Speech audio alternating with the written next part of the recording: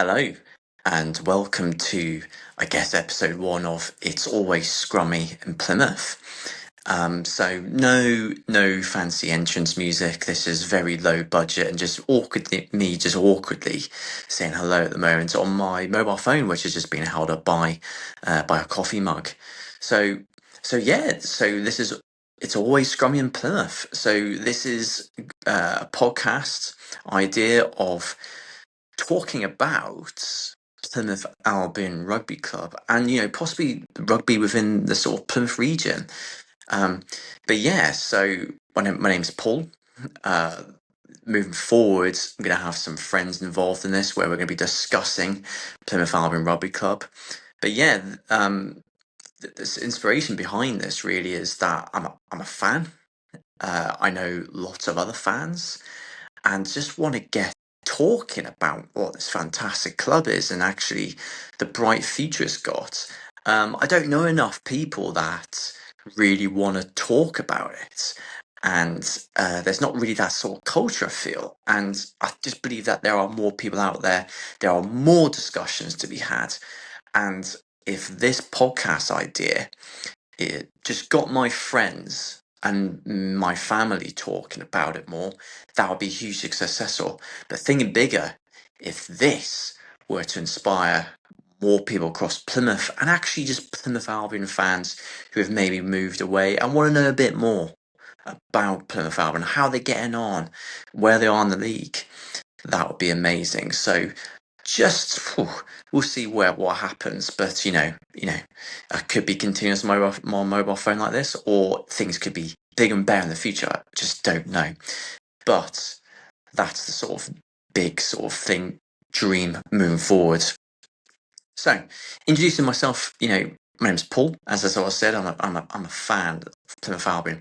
I've been going for years, going all the way back to the Beacon Park eras and Graham Dorr when he stepped in. That's when I really sort of stepped in as a fan. I must have been around about 10 at the time, and I've been going fairly regularly ever since. And I've always, even if I haven't been going regular because I've moved away, always kept up to date with how they're getting on.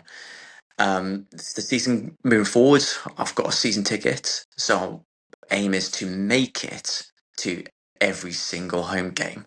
And the last few years, I've made it to some away games. I've managed to get to Esher, I've managed to get to Richmond, and hopefully going to do a few more on the list this year, just so I can really stay up to date with as much as possible.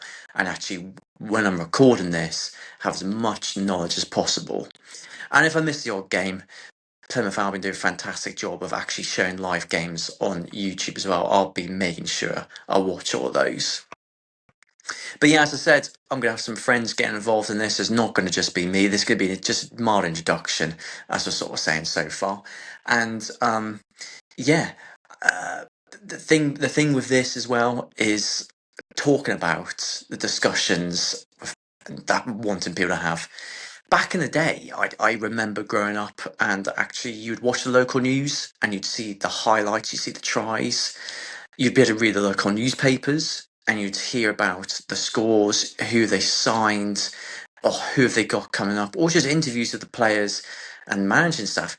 Doesn't have that anymore. I'd never see that. So again, if this can get people in the know, if people have moved away, and or if they just letting them know where Albion are in the league, who they got coming up, what's the team for the weekend. If I can just inform people and keep people knowledge of that and have those discussions, that would be amazing. For those of you who are actually watching this, you can see I've got like an old retro style Plymouth Albion shirt on. Recently was just up in London and I had someone in the middle of London just stop me and go, "Oh my days, you've got an absolute retro Albion shirt." And he was telling me he's from Plymouth and how he used to go as a youngster. It's just said, does he manage to get to games now? He just doesn't. And also, again, I do wear other clothes, but I was wearing this shirt again, actually just parked outside my house. Had a dog walker walk past, and he again said, "Oh, I used to play for Albion in the 80s." And I was like, "Oh, did you manage to get down?" He said, "Doesn't go now." And people just don't know enough about Plymouth Albion. And I just feel that there's huge potential for the season coming up. I think there's a huge potential for the club moving forward, and we want to have as many people involved in that. So hopefully, this could really inspire a few people. Actually, just get people involved, make some friendships, get people chatting about the club. So yes, next episode, I'll be talking about what does the season look like ahead? What does National One look like? Who's been promoted? Who's been relegated into the league?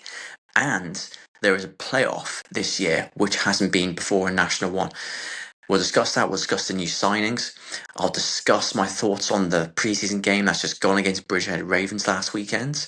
And we'll discuss the couple more preseason games coming up against Exeter Chiefs under 23s and St. Austell Rugby Club.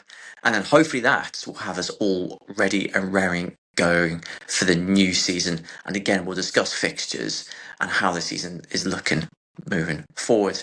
So if you tuned in for this, thank you. Please stick with this. I think this has got great potential. I look forward to just talking more about Plymouth Albion with you guys in the future.